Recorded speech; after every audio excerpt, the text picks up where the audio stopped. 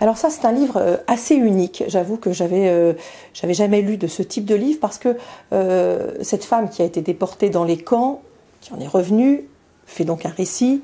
On en a lu beaucoup, tous évidemment bouleversants, extrêmement difficiles à lire, mais en général c'était soit des retours de camp immédiats, soit des retours de camp 10-15 ans après. Là, on est 60 ans après le retour des camps, et c'est aujourd'hui que cette femme écrit, et c'est d'un intérêt absolument exceptionnel.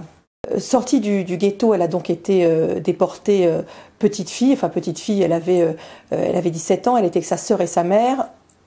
On lui a fait dire qu'elle en avait 18, donc elle est partie du côté de ceux qui ont été sauvés. Sa mère et sa sœur ont été immédiatement gazées. Et elle va donc aujourd'hui, parce que c'est aujourd'hui qu'elle se retourne sur sa vie, elle va raconter ces éléments de cette vie-là. Bien sûr, elle va raconter comment elle s'en est sortie, grâce à qui.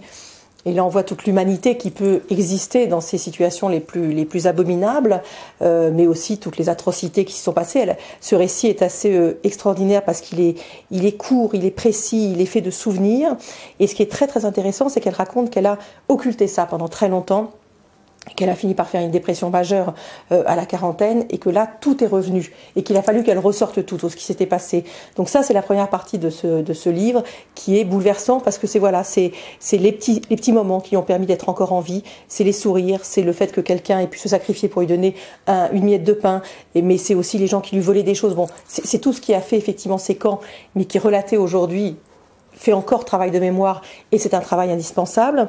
Et puis, elle a fait une deuxième partie, et ça c'est assez passionnant, pour dire ce qui aujourd'hui la construit, la maintient en vie et en a fait une vie lumineuse.